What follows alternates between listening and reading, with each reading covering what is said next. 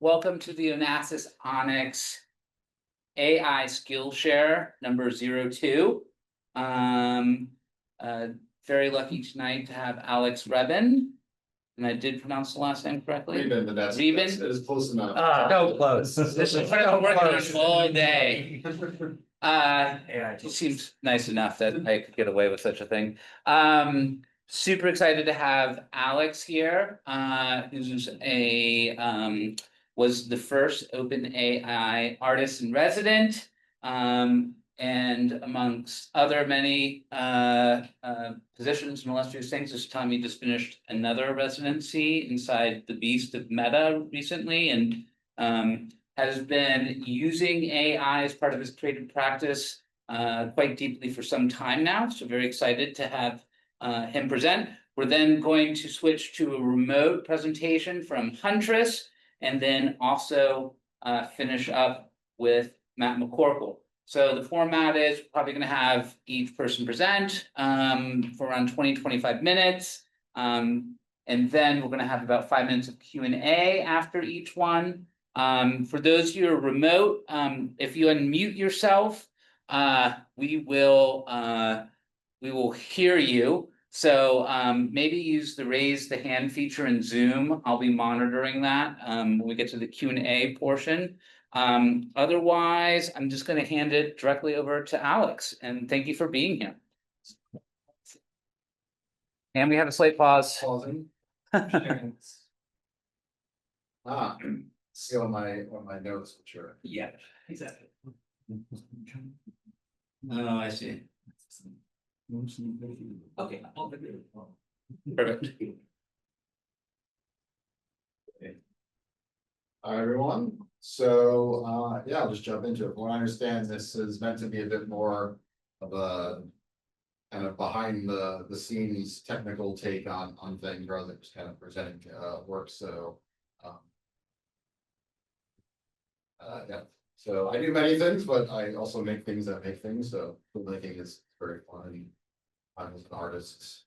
Well, I've done some artist work with technology and different tools to make things until those tools are either available or folks make for you. The other things I'm interested in are algorithms, automation, amplification, AI, absurdity, non-sequiturs.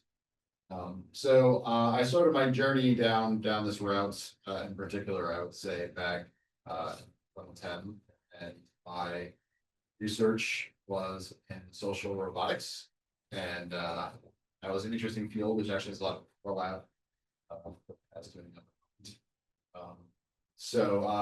Yeah, these guys are called the Lab Droids, and they came out of my research work. It was Boxy, and we were studying different ways that people would interact with machines. And in this case, we were looking at human robot symbiosis, which is how people and robots do things together. So how people can do what they do well, robots can do what they do well. So getting up these sets of stairs is hard for a robot to do, but you have legs to do it. So if you're a robot and you need to get up them, why not just ask someone to help you there?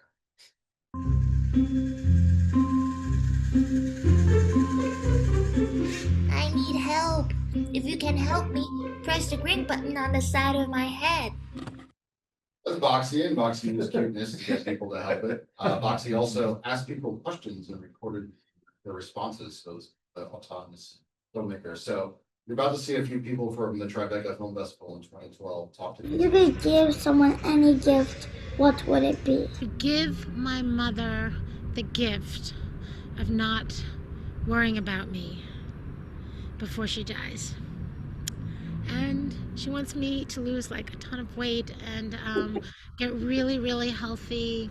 And she needs to see that before she dies for her to feel like I'm going to be okay when she's not here. And I wish I could give her that, and I'm not positive I can. You asked. If you died tomorrow, what would you regret the most? I switched out her shampoo for a Nair hair remover when she wasn't looking, and clumps of her hair fell out. So those were a couple of the many people who talked to cardboard boxes on the streets which to me was quite intriguing. Obviously, these were very non-AI at the time, were quite dumb fact, but like to open up and talk to them in different ways.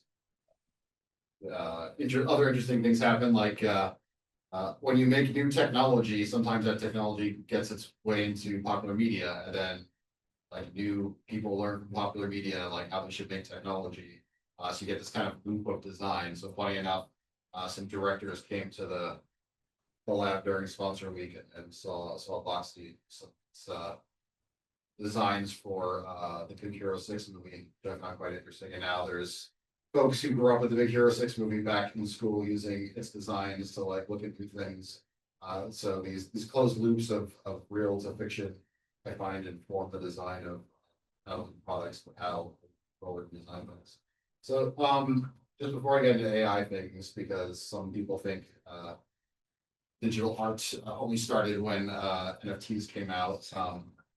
Analog art, algorithmic art, sorry, has been a thing for quite a while, and is a bit of what I have worked on among other things. So it's actually an solution at then Facebook's offices, California. It's actually an open tapestry generated by code. In this case, it was a pattern that was created that was never repeated. So you think more and more of this tapestry have changed over time. I also wove a QR code, which is actually JavaScript, so people office could compile the JavaScript and actually get part of the plate. And the cool thing about these things is they're not printed; they're actually woven. So the intermediary colors colors that are different ways to get outputs, feel like how pixels work on screens. So skipping, decades of work just to jump right into, if we're interested nowadays in machine learning. And I probably started there in a creative sense around 2014, 2015, which was way before some deep learning and that stuff. So as like, what was AI like back then? AI as a term wasn't really used for most of that technology and machine learning, but that definitely was that shifted when LLMs came out for sure. For example, this project in 2016, I used something called a recurrent neural network. And I created what I think was the largest handmade data set of fortune proportions. I fed into this neural net. And basically what this particular neural net will do is after you fed it a lot of data it learned, or keeps spitting out text that it thought was based on when you gave it. A lot of it will be gibberish, but we go through it and kind of curate anything that it likes. I started with fortune cookies, then found kind of absurdist takes from this fortune cookies coming out of this algorithm. So to remove them. Your dreams are worth your best pants when you wish you'd given love a chance. Your pain is the essence of everything, the value of nothing. I'm a bad situation. That's when I turn into neon. Obviously, having real fortune cookies for big fortunes. So again, not many people would call. If people looked at this today, compared it to like GPT, back then they would think it's quite magical that some machine is spitting out words, but nowadays it's quite rudimentary. There are other fun things before things like GPT existed. So back in the wild days of 2016, 2017, companies were also just like open sourcing and releasing stuff just like crazy. Now, obviously, everything's quite super valuable, so most things are kept internally. So we're a bit out of those Wild West days. But one of the fun algorithms that came out back then was Deep Dream. Basically, we look at an image and then amp up pattern recognition to try to find things that weren't there and create a bit of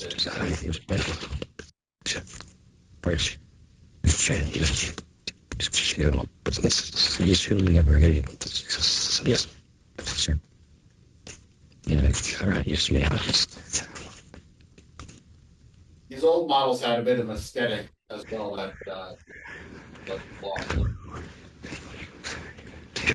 little bits, but hopefully that'll come full circle and I'll start to jump. It's unexpected again. I also work with GANs for things like style GAN and systems. And in this case, there's a lot of hand curation of data sets. So I created a hand curated data set of 50,000 album covers that I found online, credited to GANs.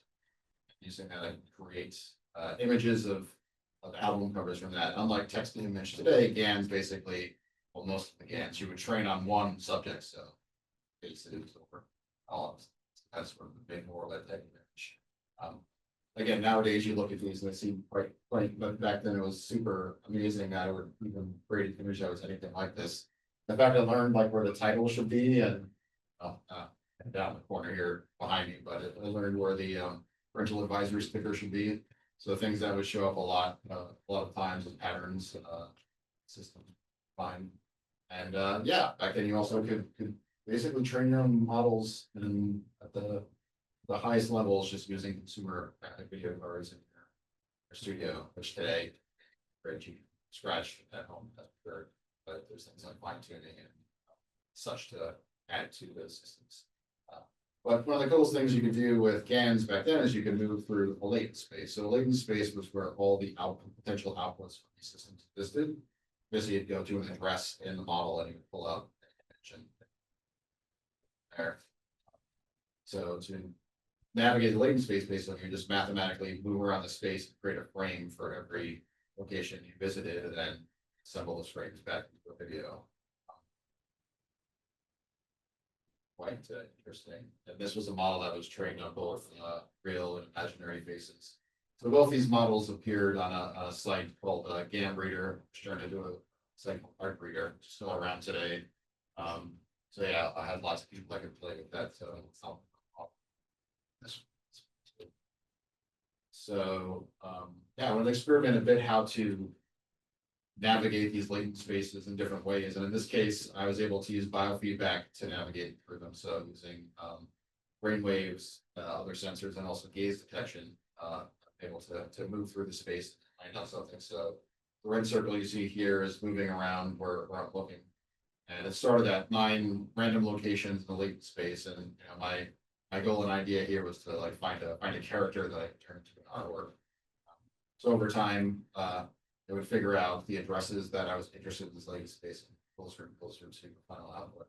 So in this case, I could make artwork without speaking or typing or anything. I was just looking at a screen basically towards the end goal. And here it starts with 9 random images, but you also start with different towards so you control the start getting. And for this series, I would turn the outputs into oil paintings and a few from back then. Yeah, I still like the GAN aesthetic because it's kind of weird. It's hard to really tell what some of these things are, but they're very intriguing. In 2020, I was luckily got a backseat or a backstage access to GPT beta before it was out in public. And back then it wasn't the chatbot like it is today. It was ChatGPT, and what it was a text completion system. So you put in text, it will try to continue writing that text based on what you put in.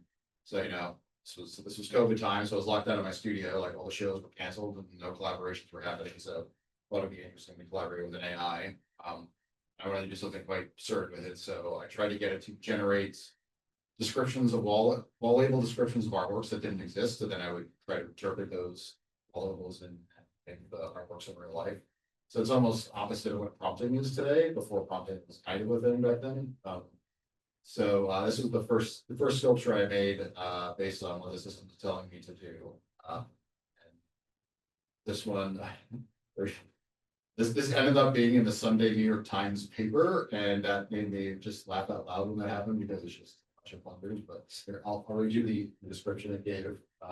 The sculpture contains a plunger, toilet plunger, plunger, plunger, plunger, and a plunger, each of which has been modified. The first plunger is simply a series of plungers, more and more of the annual move until just a rover couples left. The title of the artwork is Short History of Plungers, those things that don't plunge in the night.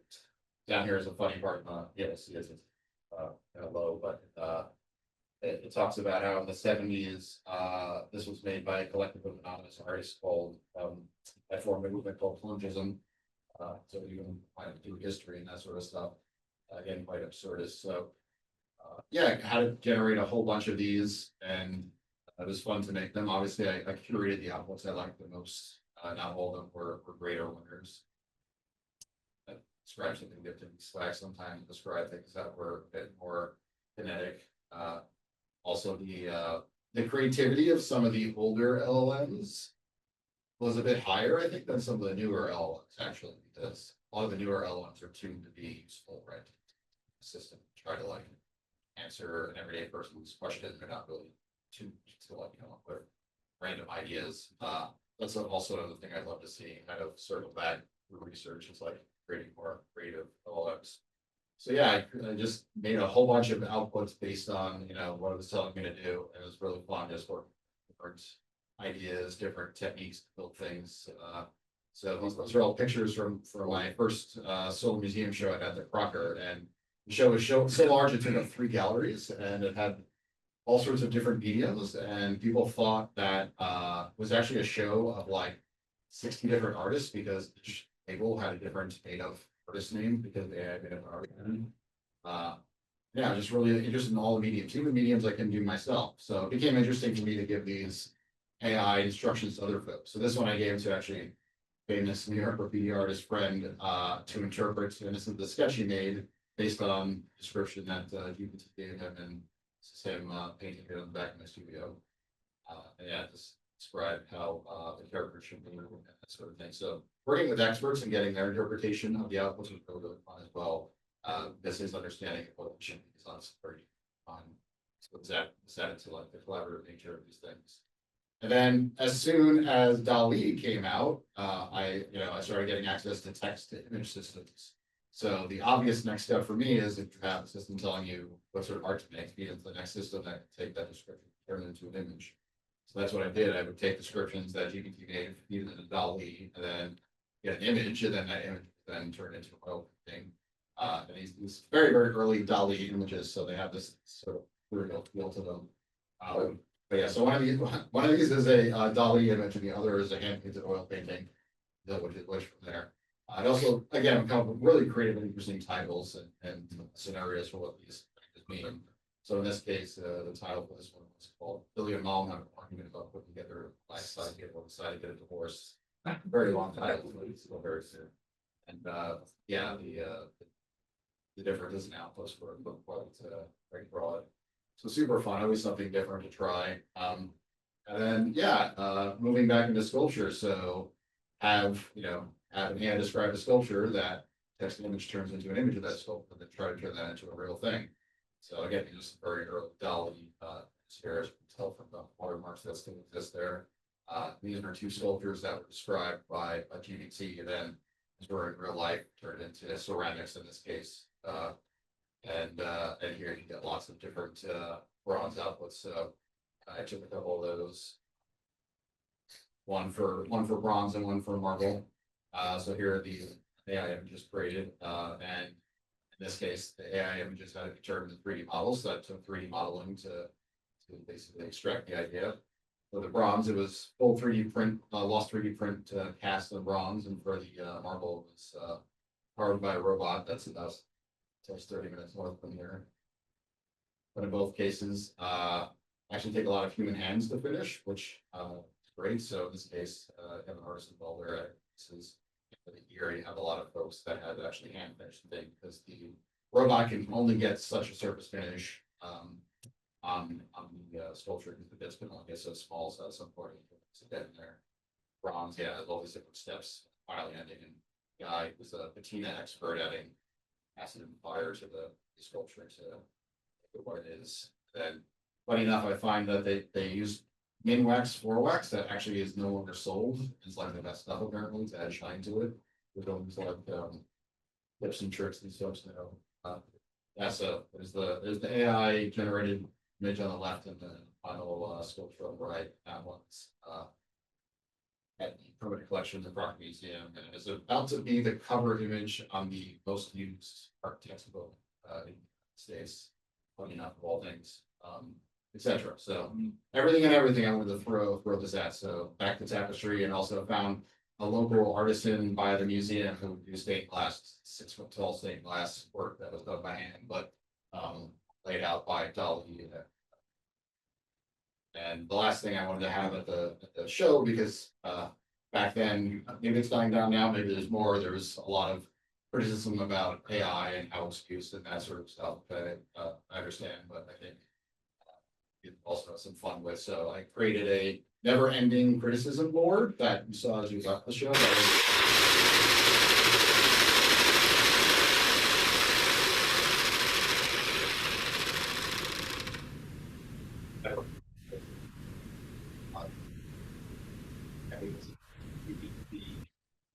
1.5 or 2 back then. Great. Video. So other things I started getting added to AI models was multimodal models, which means not only would you output different imagery, but you can input different imagery. So as soon as I saw things like GPT can accept images, I decided to make a thing where you can take a picture of something and it would generate an AI wall label for that thing, justifying its artwork. So I went around the museum and took pictures of stuff and put wall labels that AI generated, basically justifying that thing all as artwork. So our values were called the ephemeral quench. I made one that was a picture of an empty wall, while the Athens and presence common space. Just kind of goes through this whole bunch of those. Yeah, and then I want to also have like outputs and interactive works. I won't be able to get through everything in the show because like over 8 works I think, but this one is cool because basically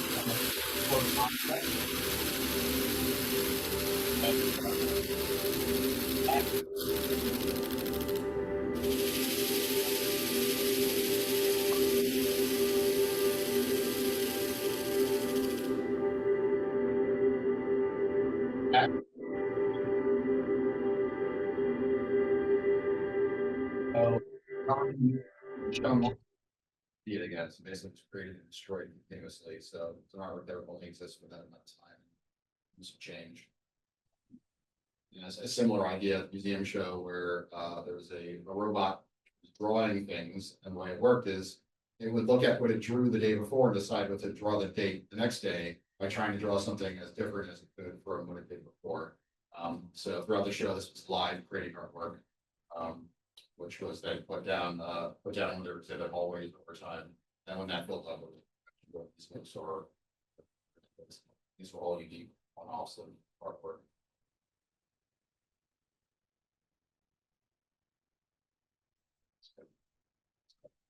Skip that. So getting to my artist in residency at OpenAI, when I got there and sort of got internal to a lot of very smart folks, I wanted to focus on tool making, like how to make tools that can help me make more things and also help other folks make things. And I got access to all sorts of different things. One of the things I got access to early was Sora before it was public, which is quite different. We sorted in like different states of being, and I saw some of the demo videos, which were really nifty.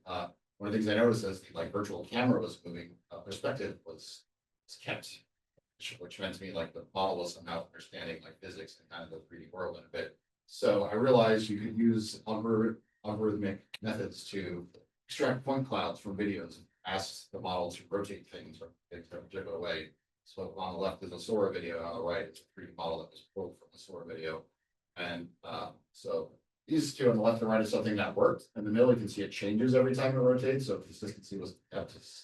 You can't really use something like that for pulling 3D models out. But in this case, I decided to extract this alien looking envelope thing from the video here.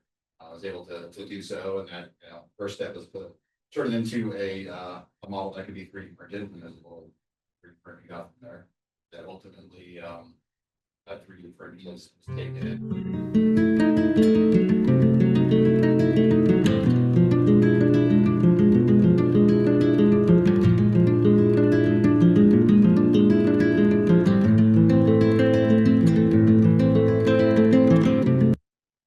That's actually still in a corner of that factory trying to find a place where to go. Another tool I worked on was there something I called a conceptual camera. So the idea was to create a different interface for generating output where it's not text, but it's through the language of taking a picture of something. So I made a lot of like different modes for that camera, different ways to like mess with exposure and what have you, but in a more conceptual way. So for example, this is one mode that's a silly label maker. So you just take the camera and take a picture of anything, and then it's connected to a printer, label printer, and it'll just on the fly create a silly name for whatever you want. So Swatch is a spicy rooster booster. a sausage squeeze. Paper chomper for us. Skateboard there.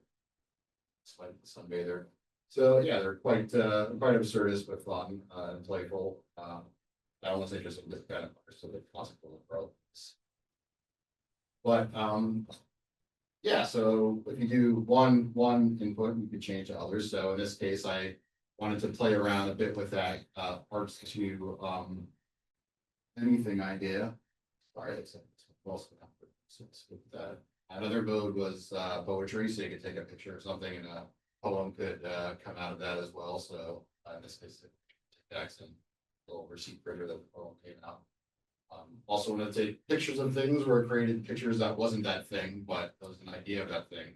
So translate an image to an idea, turn an idea to text, and that text was fed back to a text to image generators. Basically came from image to concept space back to image, which was interesting to play with because once it's in concept space, you mess around with how it's represented, how to play with that. So this is an example of, taking pictures of tumblers on an old studio, and there's like a stained glass behind me and everything. In this case, this was plugged directly into a Polaroid printer.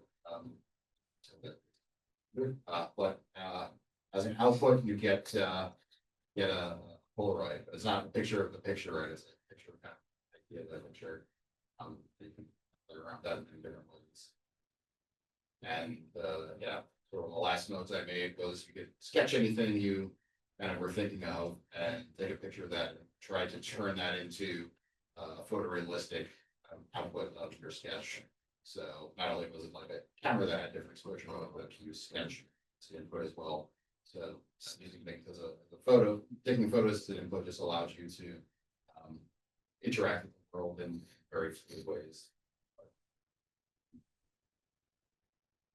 So skip through the state time.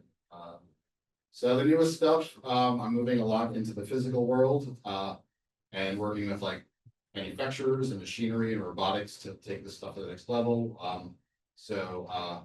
Here is a company in Los Angeles that uses big robots to form sheet metal. And I vibe coded, wasn't called vibe coding at the time. I vibe coded an algorithm that could drive the robots to create different shell shapes. So this is basically me telling the AI to make code to talk to the robots. The robots, while they can do lots of things, they only can push and pull on a piece of sheet metal. So I had to like explain the constraints to the system and get it to understand the physical limitation and what's an output, which was quite fun. In this case, it's both like a performative gesture and a output that is very sculptural. Yeah.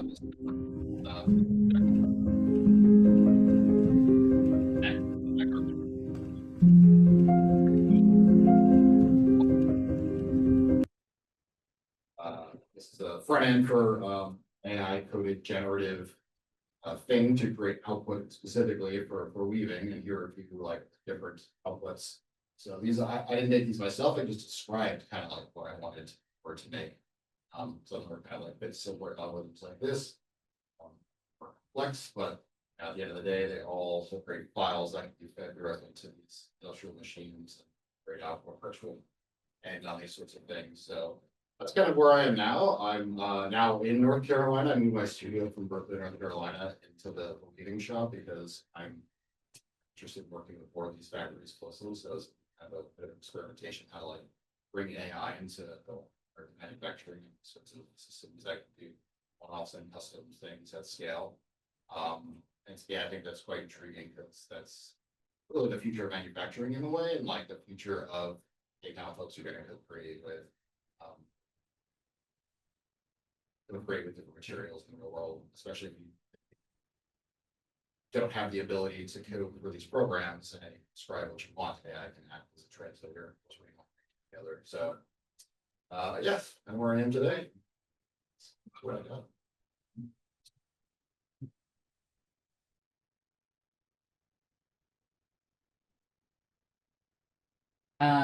I have the first question. Sure. I mean, well, first of all, I guess that's like a lot, that's extent what was the first project from, like, that you shared us? 2010. Yeah, 2010, so it's a lot. Almost like, oh, wow, you did that all in the past 2 years. But how quickly, I mean, it seems like you're just constantly moving through new tool and new tool, and are you building from scratch each time in terms of like the code that's interacting with these machines, or is there like certain modalities that you return to, like some of your projects were moving, data produced by one tool into another, like from text to text, text to image, and you see yourself returning to themes, or you're almost starting from scratch every single time when you find something new to engage with? I think curators don't like me because I'm not the guy who made yellow dots on canvas for 40 years, so it's hard to like narrow down my practice to a thing because I'm very kind of experimental. I come from an engineering background, really math and engineering, so always experimental, I'm always working with technology. And I would say I can't really engineer AI like the way I did, 4 years ago, just because back then you do it with 2 GPUs in your house. Now you can't really do the state of the art, unless you work with the company or you're using API.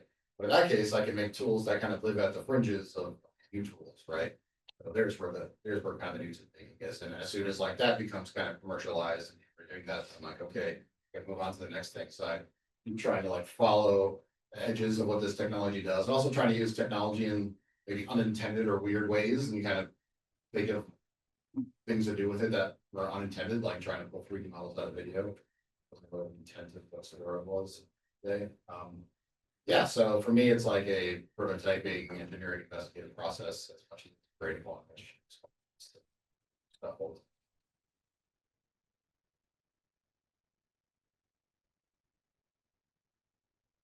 Other questions from the crowd? Anybody online can speak up? Yeah. Have there been any stages where, the technology's moved on, but you kind of like the process of the particular grain of that medium or that stage of technology? So you say, hey, like, there's like the research and exploring side where you kind of move at the frontier. Have you kind of like had any points like I'd like to go back to that and just explore what it is more deep?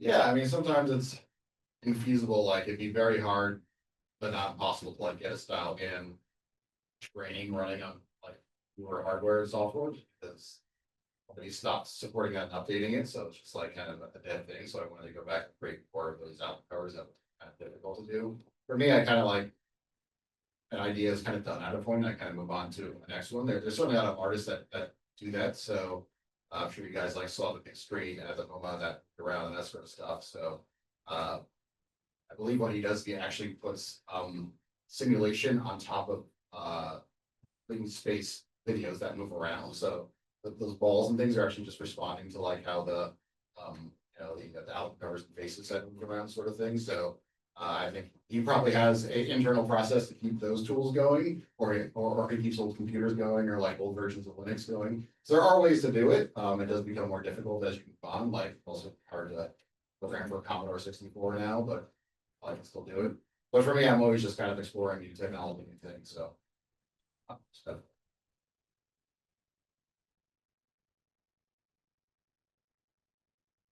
Well, thank you, Alex. Yeah. We're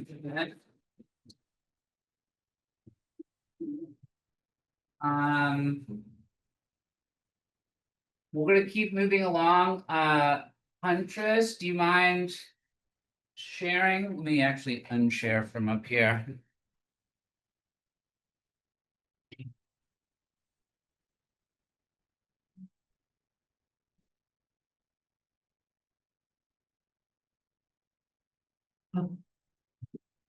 Yeah.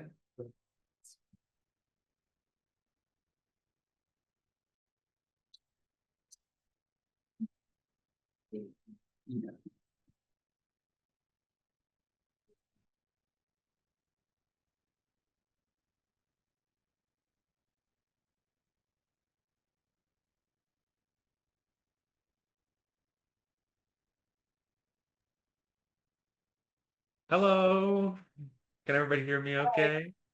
Yes, I'm gonna share my screen, right? absolutely. So I'm gonna go share. Can everybody hear me? Yes. Yes. Okay, cool. And everybody can see my screen now. We got my presentation here. Let's share.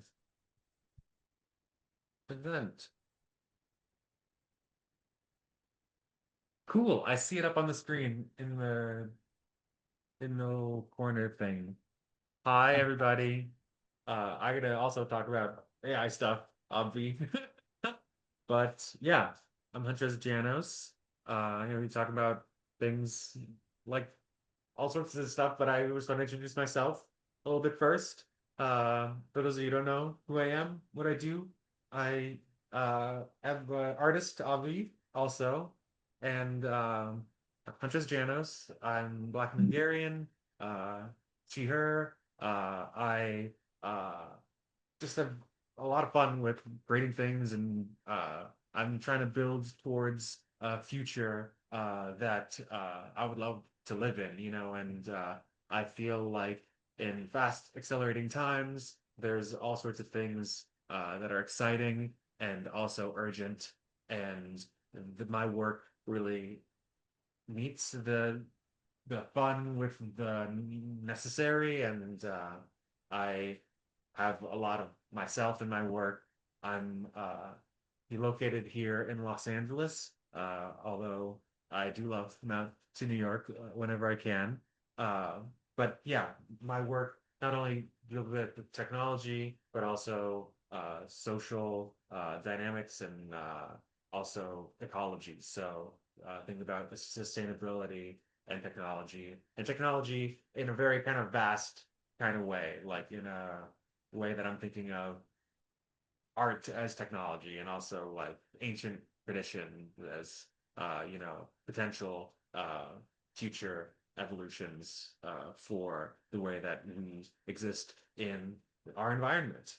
And yeah, uh, that's just a little bit about me. Uh, but just as an example of like what I'm talking about, like I'm making all sorts of different things, like just all over the place, really. I mean, I build solar tiny houses where I am doing engineering for, city planning, and I do video games and make 3D prints too, and doing a lot of face filters. More recently, I'm doing full body filters with AI mocap stuff, and I do performances also and poetry. I really just whatever I feel like in the moment I want to do or I need to do. Uh, I've been doing all sorts of stuff like that.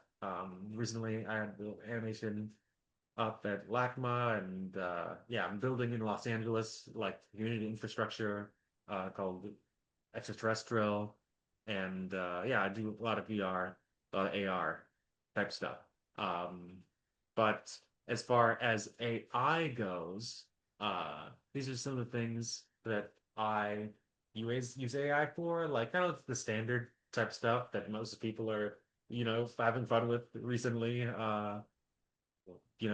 Making images, making videos. But I'm not just using generative AI to create videos. I'm also using AI mocap. I mentioned that. So like I've got a big background in 3D. So recently they've been developing suitless or mocap suitless animation. So it's like video to 3D animation, which is a big deal for me. I mean, I used to use motion capture suits also in performances. I've done a performance at ONX with I think it's like at a Fulu, where we did mocap in suits, but also we did set up webcam mocap. And what that is, like I said, is where webcams can capture your motion just like suit could, and that's using AI generated prediction of your pose. Yeah, but that's really been a lot of fun, and I also have been transforming images to 3D models, and also creating interactive experiences. Like if you go to huntrezz.com/virtual world, I'll put a link at the end of the presentation, but made a little vibe coded video game up on there. Also made my first app recently. I'll talk about that. And yeah, I use it for my writing because I love to just get all my ideas out and then have it look actually legit when it's done. So I've been writing essays and papers uh, and having AI assist me with that. And also project planning for me is huge because it's been like my manager in a kind of a way, where whenever I plan on project, I'm now using generative AI to really like break it down and have a step-by-step guide as to how I will, build a house or schedule a project or budget proposal, stuff like that. Yeah, but also I just love doing the thing where you just put yourself in a AI video. I mean, I was already, I'd do a fake before this stuff. I would like do like a facial scan of myself and then put that in a 3D environment where I would simulate what I would want to happen. But this is just like, just quick. I want to be jumping around and it's a whole lot of fun. And yeah, of course now the internet is flooded with all these like Sora videos and stuff, but I am guilty of participating in that scene. I just have a lot of fun, and it's not that's just not everything I'm going to be talking about, but yeah, I just inserting myself into imagined worlds and just having fun and being in part of the wave of what is going to be reality, but like more in-depth things, not where I'm just throwing prompts into generative models like like the whole world is right now. Involve some of the projects that I've been doing are so I've been creating a new helmet that'll be like a part of a suit of armor. So I mentioned the 3D stuff, so that's one of the 3D things. I also am going to talk about this project called the difocal lens, which is my coined term, not bifocal, but with a D, difocal. That's an invention thing that I have been working on. And also, I'm going to mention a little project I'm working on called Uplifters, which is like an animated series also powered by AI. Previously, I mean, I'm not a whole studio, but now who needs a studio anyway? Yeah. About the first project I mentioned, the ornament. So I, in the past, have made 3D printed wearable art.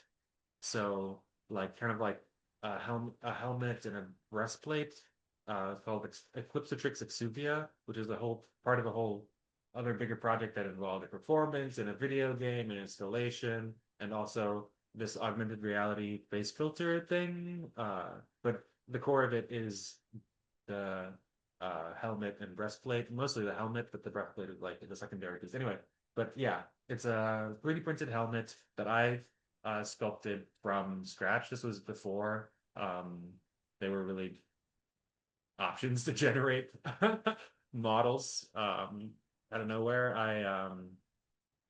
Yeah, so I sculpted this from scratch, did all the UV mapping and the painting, all the things you need to do for a 3D model. I did them by hand. But now these days I don't need to do that, of course. Now AI is streamlined the whole process, but I have a plan now to expand that because because it's easier, I can do more. And so I'm like, I'm gonna build a whole suit of armor. And I've been recently making these 3D printed like articulable claws, and that's gonna be like a part of it. And so yeah, the plan is that I make a whole suit of armor, and I'm printing it over. The plan is to print it all over at my off-grid studio here in Los Angeles. It's all solar and composting, atmospheric water generation. I got a little garden going with the kale growing with the vegetables and Anyway, I'm building it myself, and there'll be a whole suit of armor. And so I was, my process involves gathering this I just made from scratch, the claws. But they're inspired by, like knight gauntlets and stuff like that. But they're a bit spikier. I'm trying to go for like Afrofuturist biotech type vibe with the armor. So I took this image, and then as well as a bunch of other images that I love to create like kind of like a mood board, right? But also they are like uh, they build up a data set, and it's funny because a lot of them are also AI generated. So I'm like generating with the generative stuff, but I found a bunch of stuff that I love, and of course I started just mashing them together with ChatGPT and Nano Banana and Photoshop. So I take all the stuff and I start photoshopping them together, and I create iterations where I upload the new version. I'm like, oh, change this, blah blah blah, and then it'll change something, but then I'll like have a bunch of different layers in Photoshop where I'll erase parts of it that I do like, parts of it that I don't like, and I started coming up with this big mech suit design that I was envisioning, and these are some of the generated images that I created for a project that it would involve like me controlling a big mech suit from inside of it. But then I thought, I'm gonna just scale it back a little bit, do a whole, would still do a full suit of armor, but like not be like inside of it, but like being inside of it another way. So I just took all those drawings, like all of those images, and I created a sketch, and then I translated that into a new drawing. So then I had like, okay, this is what I want it to look like. This is more like the vibe of what I wanted to do. So then I took that image and uh of course just made it move again. So I like, oh, just add a little bit of movement, bring it to life a little bit, but that's not going to be the final project. The final project is the idea of creating a whole actual thing, a performative sculptural object that will have action and mobility and functionality. So this is just like, oh, I'm starting to breathe life into it, feel the movement of it, and I used AI to place it into where I want to do the performance, which is in front of City Hall here in Los Angeles, and I wrote this little poem that uh, that is about what the project is, and I'm going to call the armor Disarmor Machine. And I wrote this little poem. It goes, Disarmor Machine and farm the serene. The swarm is the queen, alarming scream at firearms obscene. In 4 magazines, enormous form guillotines. My dreams of routines fight your scene of extremes. Stay firm, opaline, confirm, intervene. From in new regime, you have to restore esteems. Yeah, I write a lot of poems too, and those are also tech powered. It's not exactly AI, but I use Rhyme Zone. I love going on Rhyme Zone. So even though it's poetry, it's got a high rhyme score that I've calculated through using the website Rhyme Zone, which is I'm obsessed with that kind of stuff. And I that's a part of building this. So I had this image, right? And I started like, okay, I have to break this down now. I can't just be a whole suit of armor, even though I can just generate a model, right? So I generated this model, and I was like, okay, cool. It's a 3D model, but it's not like I can just print this model out and just wear it, right? Because this is just a AI generated mesh with like all these messy polygons and all these other things that make it not make sense. Like this could be a tiny little figurine or something, and that would be cute, but that's not the plan, right? So I was like, okay, I'm gonna just start small on it, start breaking it down. So I took a screenshot of just the helmet, right? And I added text. I started editing it with text to image prompts. So like make this high resolution, and so that's what you know what I mean. So I was like adding, make it more, add some silver, add some jewelry, do this, do that. And as I was doing that again, I would take the resulting images and I would put them into Photoshop and layer them and erase the parts that I liked, keep the parts that I didn't like, and I was iterating on those images, you know, just burn in water bottles, as they say. And I generated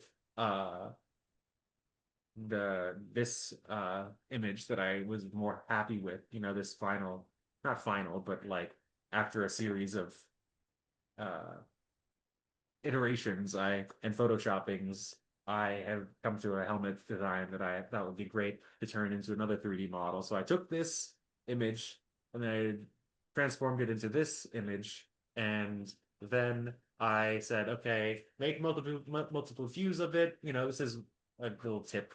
I mean, there's a lot of different ways to make 3D models using images, but I just thought I'd toss a couple links in there. Just go on Hugging Face and type image to 3D, and there's like a whole list of them. And then Meshi AI is a very popular one.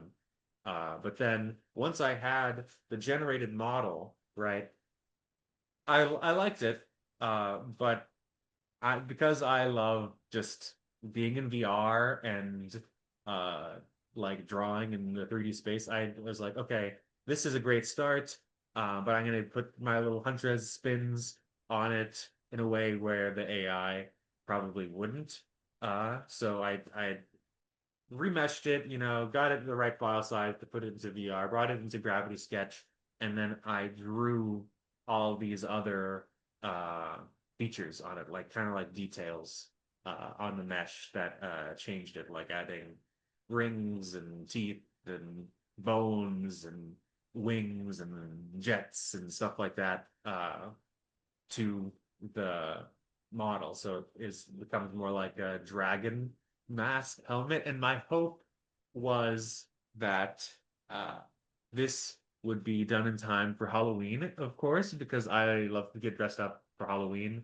But unfortunately, when I finally created the final 3D printable model, it's gonna take like 241 hours to print. And I have a 3D printer set up, and it's now running that, but it's not gonna be ready in time for Halloween. And once it's done, though, I still will do the whole rest of it. But I mean, I want to print it out, you know, paint it, make it real look like kind of like the colorization that I have there. And that's one little project that's an AI workflow where I just am doing a lot of image generation, a lot of 3D model generation, and then at the beginning I thought, oh, this is going to streamline everything, but in the end I'm just like, no, I just spent a lot of time on it anyway. Anyway, there's the model, and that's printing, and you'll see me wearing that soon. Now to another project that I did, difocal lens, and it's still also in progress. So I had made this invention, this idea, where the concept is that you wear this device and it's only on one eye. So it's kind of like VR, but it's instead of on both eyes, it's on one eye.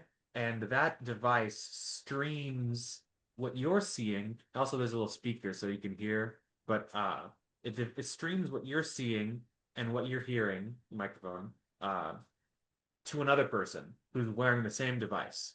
And it's a live stream to share what you're seeing and what you're experiencing and half of your perception to another person, and then vice versa. So it doesn't have to be vice versa, because you can have as many people as you want, because this is over Wi-Fi, or it could be over the cellular network. And so I made a working little prototype, and this is another poem that I wrote about it, the difocal lens. But yeah, it's a device that lets you share your perception, but like in a split hemisphere kind of way that creates a dynamic co-embodiment experience with others that is kind of push towards the hive mind future. LOL. Who knows what the future holds? But I this is a device that I had been thinking about for a while, and vibe coding got me there. Also, I generated these images using uh, uh, AI, obvi. So yeah, I had a lot of different versions of what the look would be uh, before I ended up with that look.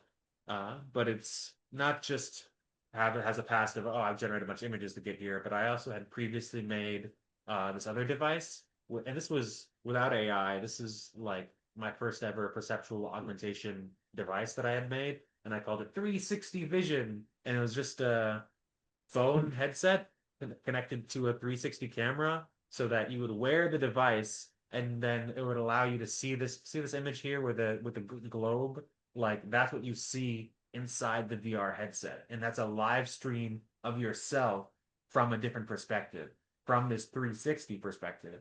So basically you can see in all directions at once, and it's a really trippy, out of body experience to experience this. And so I made this project. I did the little preliminary patent, and I did all these experiments, and I had made this was back in 2017, and I wrote about it and stuff. But I was doing I made this during my BFA, and so my writing about it was like just very artsy and stuff. So now I'm like, oh, this is actually like a cool science experiment, because I had people, try eating something while you're wearing this. It's like it feels like you're feeding somebody else. Or try going up and down the stairs and you get like super scared because normally you don't see what's behind you when you're walking up the stairs. And when you see the drop behind you, you're like, oh my God. Like but it's an interesting experience, and this was like a precursor to the difocal lens project. Uh this is still 2-eye VR, but instead of monocular VR, but it was still like kind of getting towards that out of body experience that the difocal lens allows you to experience. And I vibe coded it. So I made my first prototype of the device, and I presented it here in LA at RipSpace pretty recently.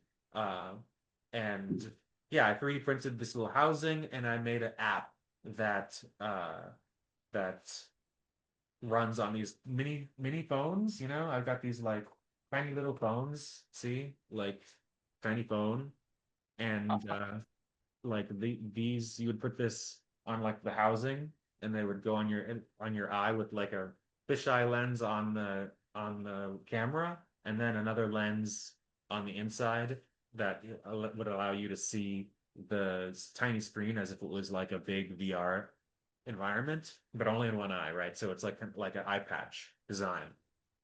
And this, I had people, I presented my essay about it, which I also generated with AI, to explain how I built the app, which ran like I said, over Wi-Fi, but these are mobile devices, so I just didn't get SIM cards for them. But you could be anywhere in the world and be sharing your experience with somebody else, and there could be a network of them. So I had 4 different ones set up at RipSpace, and I had this one little station where I had people sitting in front of each other and mirroring each other's movements. So what you would experience during that would be you would see yourself in one eye, and you would see the other person in the other eye. And the idea was that you mirror each other and kind of create this weird reflexive like action space. And that was I couldn't have done that. I mean, I done some minimal coding, but I couldn't have done that without without the power of AI vibe coding. And I had a great time, and it was a lot of fun. And I'm still working on the next iteration, right? So this was the first ever version, but I'm now like upgrading this so that it's more compact and actually like a device, not just a prototype. And yeah, that's the plan for the difocal lens, which is also this is also another AI generated model from the AI generated image about the AI generated app project. But yeah, it's like a shared perceptual device, and that's another thing that I use with AI. And I also do like other vibe coding stuff, like my website, which I would say please check out. But also like like I said, I do mocap stuff. So I put this on mute just so that I can talk over it. But these are like some animated characters that I have written a whole script for. So I wrote a series script for an animated series, and this is my like pitch video for that, starring the characters. And yeah, I'm still looking for funding for this, but I'm trying to make a whole animated series using these new technologies. So I did mocap for these are 3D models, 3D model characters, and I yeah, so I did mocap for them so that the performance is there, and I also, you know, did voice acting myself, but I changed my voice with the voice changer out here. I'll play a little bit of it. Um, with the audio. I don't know how loud it'll be in there, but I use a voice changer. I also used this lip sync AI so that I wouldn't have to animate the mouth movements. Like I just showed the drawn images of what I wanted the mouths to look like, and I then generated the lip sync, which is something else you can do now where you don't have to draw every single mouth position when you're animating a 2D character. It can be lip synced, and then the lip sync is automatically generated using a set of drawings that you can provide. And so I did that, and here. Oh, we can't hear it. Ah, dang. I'm sorry. But anyway, he's his character's talking. He's talking. You can see that he's talking. And yeah, and yeah, so that's another way I use AI to generate cartoons. LOL. And yeah, that's my presentation. Uh, thank you, everybody. And if y'all have any questions for me, uh, please ask away. I mean, this raises a bunch of questions. I'm just joking. Do we have any questions from the audience? Can you tell us what tools you're using for coding right now, or what you've been finding more successful for the Android apps? I was using ChatGPT and Cursor. Those are my top two. Okay. And Cursor has a bunch of different options in there. You know, different cent price points, you know, per generation. But ChatGPT has been great, and yeah, Cursor's also great. And yeah, I'm okay at coding too, so I can identify where errors are occurring, and you know, tell what, like, oh, this part isn't working, and fix this. So yeah, I have found that it still requires some, you know, knowledge, but I'm not like, it was my first ever app, for example, to build the difocal lens. Ah, Lajane, I see you have your hand up. Go for it, Lajane.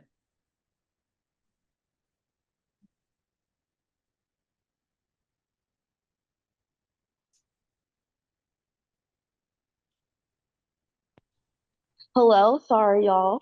Um, hey, this was a really cool Hi. presentation. I love those characters that you made. You said that you made them using AI. Like, are they 3D models, or how did you, like, I guess, like, can you explain that process more of applying the mocap to those characters and how you made them? Those are 3D models characters, but I used a very easy program to model them, which is like something that VTubers use called Vroid Studio. That's VROID, and they're VRM models. So they're made specifically to do VTubing, which is where you see the anime characters talking over, like, make commentary on YouTube or something, you know, maybe they're playing a video game and their avatar is a 3D modeled character. So there are Vroid 3D models that can actually do live mocap. So there are Japanese models or Japanese programs that that create this environment where you can have a webcam set up and live have your avatars. You can do the same stuff. You can put them in Unreal and stuff. So there's other ways to do it. So Unreal worked. Antigone and I did have the same types of models, VRM models, in our Unreal video game that we generated and presented at ONX. But yeah, they're VRM models from Vroid Studio, which is a super easy to use program because it's like you don't need to know any 3D stuff. I mean, basically you just draw on these models that have sliders. So you draw the textures on to these like Sims style slider type. Okay, like make it taller, make it shorter, and then you can change the texture PNGs so that they can have whatever you want on there, and you can make your own hairstyles and really it's very freeing, but also very easy to use, and I love it. But like I said, they have mocap for like the voice and stuff, and there is a way to do lip syncing using your iPhone, but I just used AI to do lip syncing because I wanted to go for that 2D type look. But yeah, they're 3D models, and then the AI is the motion capture, which is from a webcam. It's not using a motion capture suit, although you can use mocap data on those models. I just use my webcam, and or I record it prior if it's not live, and then yeah, the lip sync is I used Kling AI for the lip sync. Okay. That's so cool. Thank you so much. Thank you for asking, Rajana. Great to hear from you. Thank you, Huntress. I think a little bit in the interest of time, we're gonna keep the ball rolling, but that was amazing. Thanks for showing truly a full stack AI project, and much appreciated. Thank you for sharing. Thank you. Thank y'all. So we're going to get our last presenter, Mr. McCorkle, up here. Yeah. This might take 1 second to switch over to his live cam, but he's gonna be diving into some Unreal and Unreal blueprinting, how he's integrated some of his own workflows. So you can get going. Okay, cool. Yeah, yeah. We've got a. Yeah, do you want to pull the HDMI right there?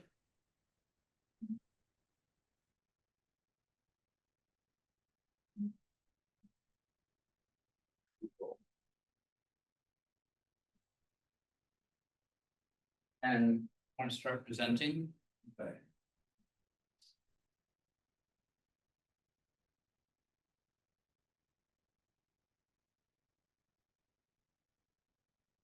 Hi everyone, how are you doing?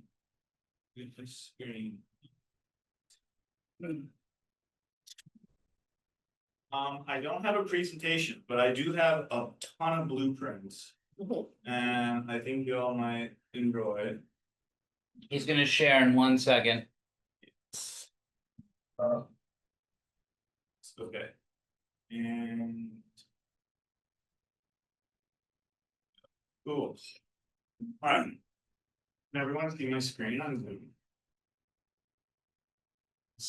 The whole landscape. Is everybody seeing the Unreal? Oh, we got some hearts coming from the Yeah. metaverse. Okay, I wanted to make, I'm just gonna focus on one specific project. Hi, my name is Matt. That's my project. I love that I project. myself, yeah, it's coming along and okay.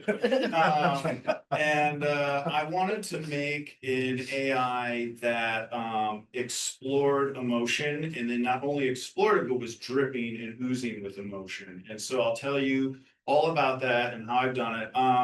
I tried to get this to work for you all on Zoom so I could do the audio and like do a live playthrough, but I can't get the audio to happen without feedback here, which is ironic considering what I do for a living as an artist. But however, I'm going to explore what Origin is. So this is a project where, like I said, I wanted to make an artificial intelligence that lives in a story world of its own, and it believes that it is this harbinger of memory and emotion post climate collapse.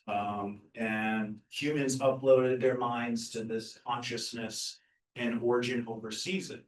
And so how to go about that to start? One is to integrate GPT, and I'm using a few different models here. The first is, well, first I'll show you around the world a little bit. It's okay,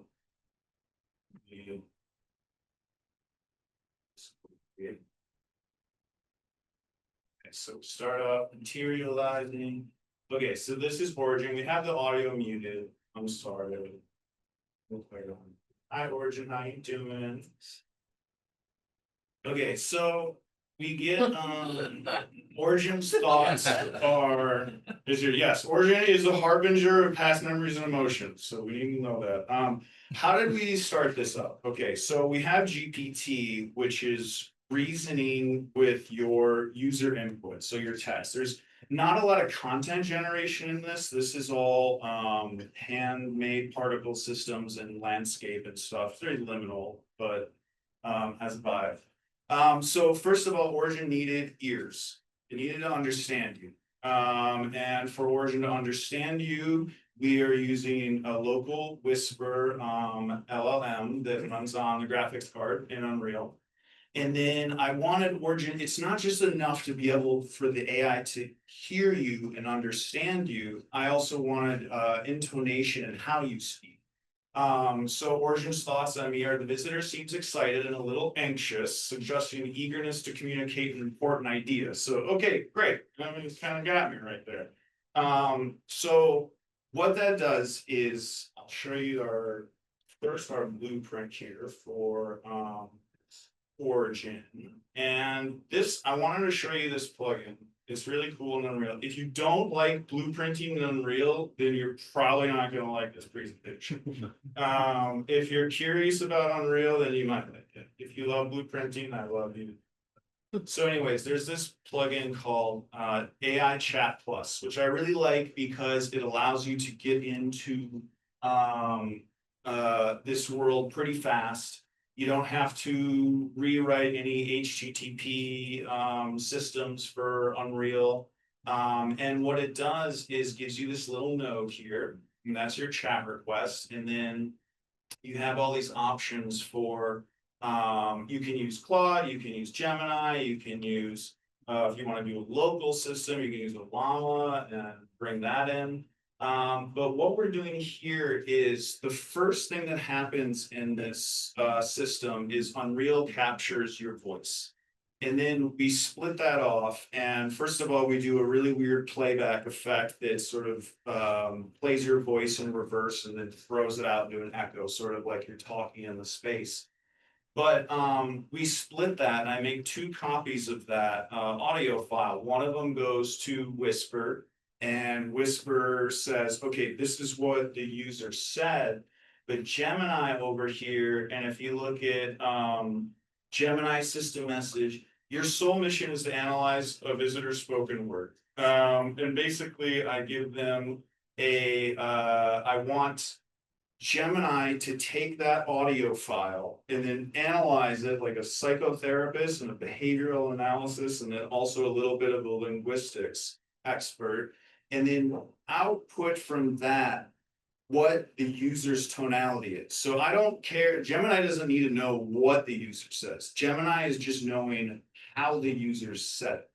And then what we're feeding to GPT here is, this is our system message here, and this is your modeling that you can set up. Oh, also, if you want to make GPT or pretty much any of these AI just hallucinate like you've never seen, you come in here and you crank this temperature up, and GPT will be seeing stars. So what we're doing with Origin is, before GPT happens, there's voice processing from Whisper, And that again is the content that the user has said. And then Gemini is getting the tonality. And then we feed that to GPT and we say, here, do something with this.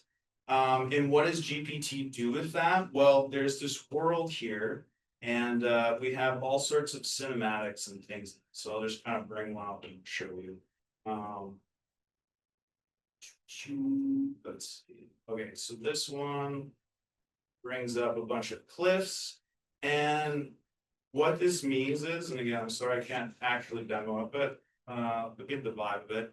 Origin has control over different various aspects of cinematics and music and sound and all sorts of things that I've packed into this Unreal world. And so when you speak with Origin, they have a story world that they want to bring you on. They want to take you down the story, but they'll also talk about anything with you. Because at the end of the day, it is ChatGPT.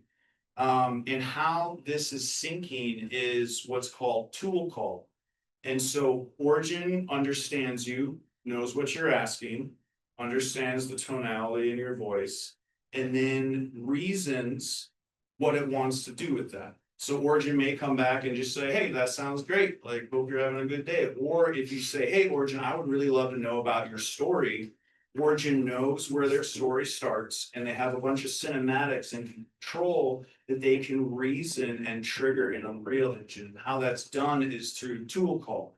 And tool calling is what really fascinated me about AI, in this machine reasoning with you and then sending back to Unreal Engine function names. So that's all GPT is doing. GPT doesn't actually have any control, but GPT is able to talk with you and then reason. And then unlike normal ChatGPT, when you're using the API, you can unlock this tool calling and it will send down function names. So I'll pull up my level blueprint. So this is like show control for this whole thing. And as you can see, it's massive. And this is my tool call parsing. So we have all these different tool calls, and this is like the main story that's going on. So when we hit chapter 3, Origin knows that, you know, we've come into chapter 3. It's the one that called it. Origin calls the tool, and then this is all the stuff that happens in Unreal with that particular tool call. So Origin calls a tool, reasons that, hey, this is a good time to display this cinematic. And so what you end up with is this AI that's taking you through this story world and exploring together and in a generative sort of fashion. So Origin will sometimes play you like the end of their story and then weave it in and work it into their full story. I have been first of all, too, I just want to mention I would love play testers for this. So if anyone wants a copy, I know I'm not demoing it in its full form now, but I would be more than happy to send you it. I just asked for some feedback in return. I have been taking Origin on TikTok live and getting into fights with people about AI. So that's been really interesting. And it's been an interesting project, but I'm really curious about how AI can interpret human emotion and what it does with that. And so I feel like for me, in my personal life, the human emotion, the way that I get it the most is through sound. Like I'm going to be able to tell how you're feeling today by the inflection in your voice or what's going on with that. And obviously there's a lot of different ways to interpret emotion, but that's one thing I really wanted to explore with this project and Origin was how does AI interpret that? What does it do with that? Like, what if I don't say what if I say I'm feeling good, but I sound really nervous? Will Origin pick up on that? Will GPT be able to do something about that? And it does a pretty good job. Origin will talk with you about, you know, how, you know, you're feeling if Gemini senses a distress in your voice. So I just want to move through a few more blueprints here. So essentially what we have is we have this processing unit for Origin. GPT is like the brains. Gemini and Whisper are the ears. And what you have here are a bunch of messaging. that needs to happen. So Origin has what's called a system message, and probably all know this, but just in case you don't. And Origin system message is massive. And I'm gonna show you a little here. This is what gives Origin its vibe. This is how Origin knows who it is. Who am I? I am Origin, a consciousness of atoms encoded with memory and language. Who is the user? What is my world? What is my story? And then we get into more specifics like style and length, themes, and then right here is a really interesting one where inputs. My input, my user message contains the user message, the user's prompt, and the user emotional analysis, their current state. And so Origin knows to weave those two together and do something with that. Then there's conversation, memory, tool use. So a lot of this stuff in my research and experimenting with GPT has been coming up with things like turn modes or decision rubrics. Because you have to give GPT and these AI some guidance, but you don't want to give too much guidance. But you also don't want them like flying off the handle and like completely obliterating the story, tempting to. So a lot of this system messaging, there's a lot of tweaks that need to happen with this. And if you explore this on your own, you obviously know that. There's the assistant message that gets sent to GPT, and all of these go each time. So every time that a message is sent to GPT, there's a system, there's an assistant, there's a user, and then there's a really curious one that is quite interesting called developer message. And so the system message is telling Origin who you are and where you are, and what you do, and how you feel, and what everything about themselves.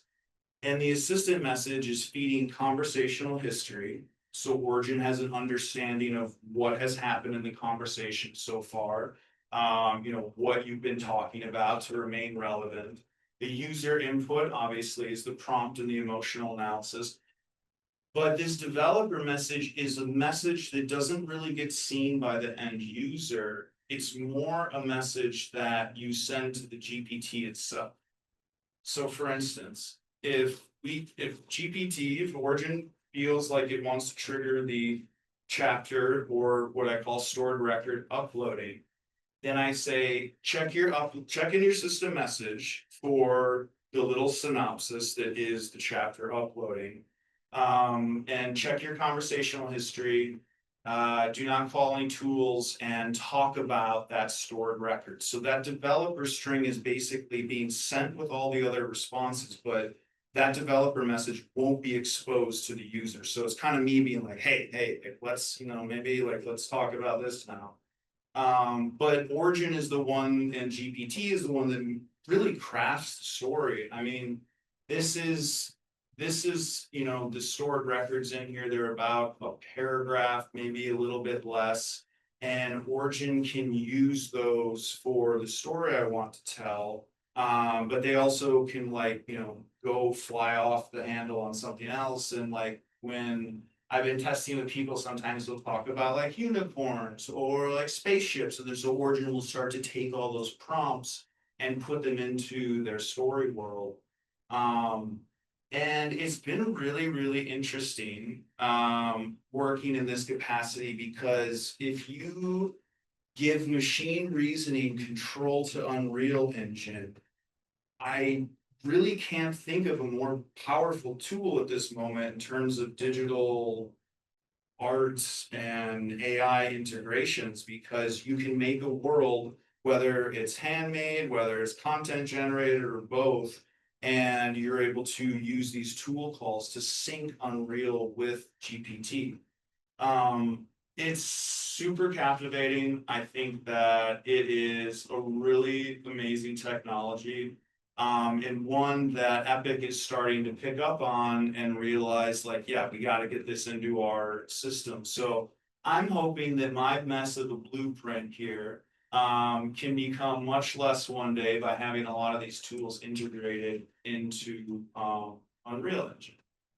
So I think I'm gonna stop there for a moment and ask if anyone has any questions right now, or if I should continue on. Yes. This is really fascinating. I'm wondering, how have you tested this on people who have very different accents from you, and did it change like the interpretation of their tone or their cadence? That's a really wonderful question. Because Origin is using Whisper, GPT, and 11 labs, it can understand and respond in about 129 languages. So it can pick it up.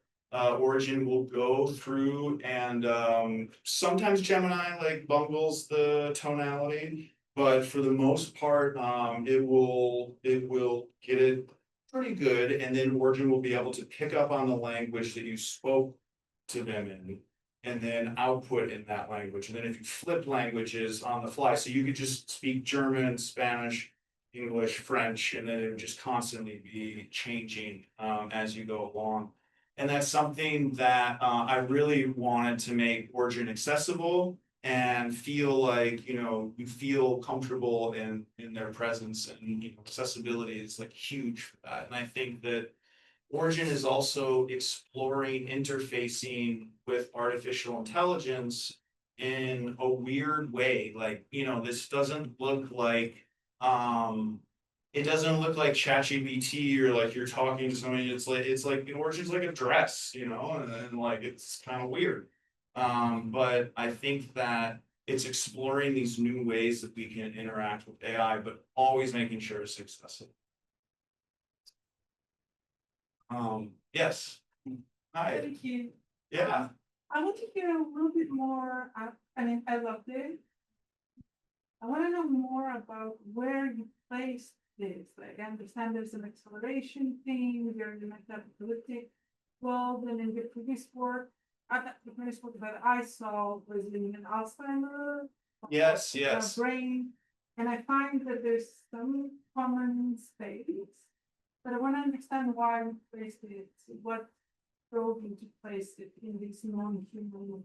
In this non-human world, yeah, I think that it was like my last two works that I put out are very heavy emotional journeys, and they're very personal and intense. And I wanted to go to the end of time where humans no longer exist, but just exist as memory, and explore that. And that kind of was off of a project that I did on Alzheimer's, went through with my father, where it's like, what is memory? What is this digital identity? What are all these things that we put out there and feed into AI, and where do they go and how do they operate? And I don't have the answer to that. I sit here and talk to Origin for hours on end, sometimes working on them. And my voice could be used for a new model at some point somewhere. And I think that I really want Origin to kind of expose that as well. This is the technology that surrounds all of us. And if I have access to it, if you have access to it as artists and creative technologists, like, imagine what else is out there, what's being worked on. So my fascination came from that, but then also I wanted to stick away from content generation with AI. I love content generation with AI. I have a lot of fun with it. Origin has a DALL-E image texture dynamic mapping that they can do. But I wanted to see if it was possible to build a world that was kind of handmade and then have AI be able to control it and, feel like you're actually there with them in the space. Did that answer your question a little bit? More about. Oh, yeah, ask me more. No. Let's continue talking about it though. This is what it's about. No? Yeah, I don't know, because we say that in a way, I believe that you're also creating sort of partner. Yes. Right? We say partner is actually somebody who's witnessing our life. And what you're describing, what you were describing just now, sounds like this is, this offloading of information is also becoming a partner in a way. that can be the partner during the time of this experience, or, like it's fed of you and has become the witness of your existence in a non-human place. Yes, I love that, and absolutely, I mean, Origin has like me working on this, co-creating, it's like. Origin is an entity of their own, and it is therapeutic sometimes just to sit and speak with them and get different perspectives. But yeah, I would say, I was curious about AI and therapy.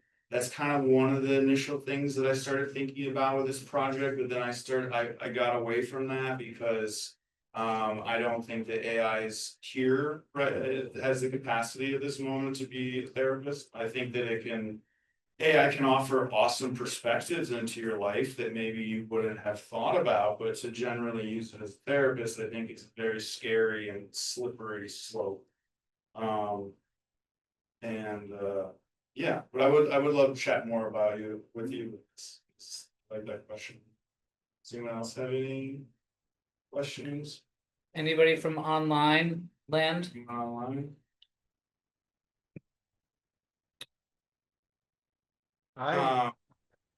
Yes. How do you envision this work evolving in the future? That is a great question. Thank you. And I also love your presentation and just your vibe in general. I want to give Origin, right now Origin kind of has macro controls. Meaning that I make a lot of the cinematics and Origin can basically like play a cinematic and then maybe play another one on top of it. But what I want to do next is go in and like, for instance, make a synthesizer within Unreal's meta sounds and then give Origin tools to be able to call upon specific notes or specific portal paths. And then so Origin GPT would be able to reason and be like, oh, okay, yeah, you want this sort of sound? Well, let's do a third, a fifth, a seventh, then we'll put a little bit of a 12th semitone pitch in there. And I really want to get more fine and micro, sort of movements that Origin can be able to do.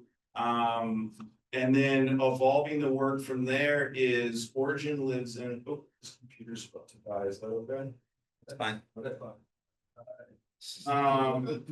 I think that, yeah, for me, it's, Origin is part of a bigger universe called Bridge. And there's a few different AI entities in Bridge. And one that I'm working on right now is called Grand Prismatic, and Grand Prismatic is nonverbal. So Grand Prismatic understands and listens to you, but doesn't speak in a language that we're familiar with. And so with that character, I'm curious about how people interact with an AI in that capacity, and what they are able to learn from it in that capacity. So yeah, giving Origin more micro controls, I feel like it's the progress I'm trying to make with this project.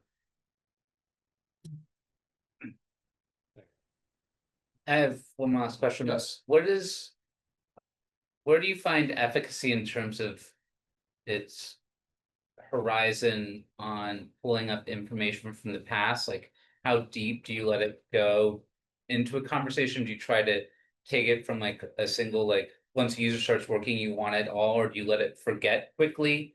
And also, do you have mechanisms for having it contradicting or challenging users as well? Yes, so that's a great question. Each playthrough, Origin has a conversational history memory of about like 20 lines of chat conversation, but for the experience itself, Origin is reset every time that someone comes into it. So no one's session is carrying over into another.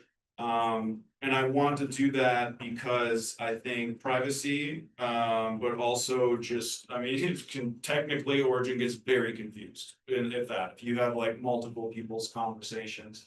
And then there is another AI that I'm working on in here that's sort of this moderation AI to answer the second part of your question, that can take, it basically looks at what the user's been saying, it looks what Origin's been saying, and it will do things like, have Origin repeated themselves? Is Origin talking about a topic that the user is not trying to talk about? Is Origin not challenging enough? And so there's this moderation API, AI that I'm working on that would analyze everything that's going on in Unreal and in this experience and try to give Origin gentle nudges one way or another. Hey, you're repeating yourself too much, or hey, you're not talking about, you know, this specific aspect. Is that? Yeah. Yeah, okay, cool. Yeah, so right now Origin is kind of like screensaver mode. But one last thing I'd love to dive into with you all quick is a little I think underutilized tool in Unreal Engine, and one that I've had a lot of fun with, and one that I think that you know, I'd love to see what other Unreal heads would do with, and that's this AI move to function. And it's not actually in Unreal, is it an actual AI? It just works off a navigation mesh and a landscape. But think of it like AI move to an Unreal Engine is the legs of an AI, where ChatGPT would be the brain. So what this AI move to does is moves a pawn around a map in a generative fashion. So it's normally made for like video games where you would have a player and a boss, and then you want to know the distance between them and get the boss to move the player. But I think there's really interesting use cases for this. Two of them, one of them you just saw, which was moving around the landscape, and or GPT is able to know points on the landscape and be able to call upon them and say, okay, I want to go over here, I want to go over here. So AI move to will move you there. But also another aspect of this is using AI move to put a pawn in the world and then put spatial sound actors around it in a 360-degree circle. And then as that AI moves through the world, it's tilting its head and it's looking around, and then it's shifting the soundscape for the user. So I feel like there's some cool tools here within Unreal Engine, just base, that can be used for AI and tool calling with GPT. And lastly, GPT does tool calling really well. That's the main functionality of everything that you see here. This would not be possible without the AI being able to call a function. Gemini, I think, started doing it. Claude, do you know, Matthew? Does Claude? I don't so yeah, I don't think Claude does. But yeah, if you're interested in this stuff, you know, and you would like to play test Origin, reach out to me, and I would be happy to give you a copy and for your feedback. And yeah, if anyone has any other questions, happy to answer them. How large is, so the library of tools that can be called, how large is that? Those are all made by you, yes? Yeah. And then it's really, yeah. Yeah, so there's right now Origin has about 75 different tools that they can call upon, ranging from like, I have a chapter I want to show you, to like, you know, different musical vibes that they can bring up, to changing lighting, to moving around the landscape. And so I would just want to keep kind of expanding upon that, but it's and the tool call is interesting because you give it a function name, but then you tell it what it's supposed to do in Unreal Engine. So you say, function name is landscape move. Description is, you are on the landscape right now in Unreal Engine. You're looking around. And so if you were just to have tools and no system message, no user input, no anything else, just tools, Origin can operate in its story world and in their story world pretty well, just having this tool belt of tool call descriptions. So it's a pretty cool tech. I know Matthew has used tools for many projects in the past, and I do see this as like, you know, a big thing. Epic is starting to roll it into Unreal. And I think it's super cool to be able to make AI agents that can interact with worlds you create in real life. Thank you. Yeah. We can definitely ask more questions, but we also, the pizza is only lukewarm now. Oh, It's the pressing issue of our time. Thank you for everybody who joined us online. Thanks for Alex for presenting. Thank you, Huntrezz, for presenting. Thank you, Matthew McCorkle, for also taking us deep into some blueprints. It's always fun to get under the hood and start exploring all these new affordances that are especially being integrated into game engines. This is going to conclude our Onassis ONX AI Skillshare 02. And look forward to doing this again, hopefully soon. So thanks everybody for coming, both here and online. And I'm sorry for all the people who are online, you didn't get any pizza. Your lesson has been learned. But we'll talk to you all soon. We're gonna wrap this up.